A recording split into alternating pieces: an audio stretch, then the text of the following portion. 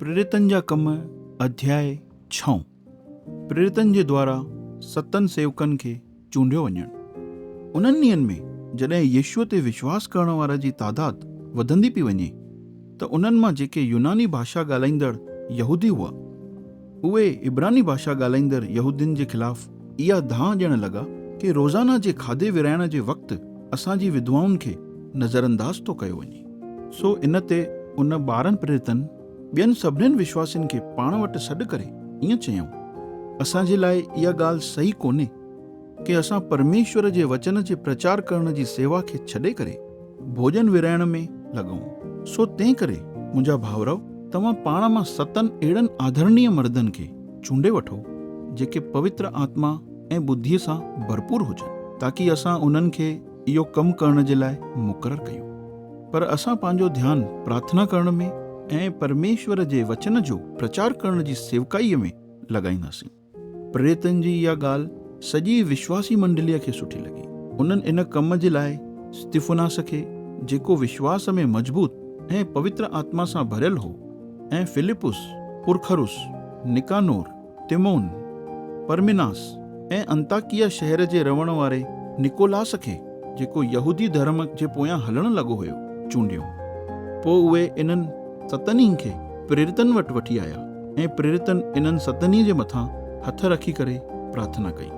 परमेश्वर जो वचन फैलजंदो वियो ऐं यरूशलेम शहर में यीशुअ जे मथां विश्वास करण वारनि जी तादाद वधंदी वई ऐं ॾाढा ई यहूदी याजक बि यीशुअ ते विश्वास करण लॻा। स्तिफनास खे गिरफ़्तार कयो वञणु। स्तिफनास परमेश्वर जे अनुग्रह ऐं सामर्थ सां भरियल हुयो।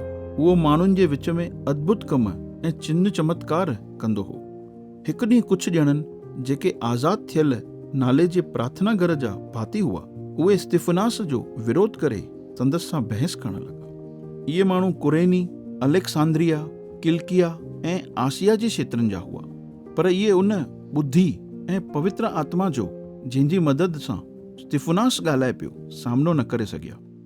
इन ते उन्हनि ॻुझाईअ में कुझु माण्हुनि खे भड़कायो, जेके ईअं चवण लॻा, असां स्तिफनास खे मूसा जे ऐं परमेश्वर जे विरोध में निंदा जूं ॻाल्हियूं कंदे ॿुधो आहे।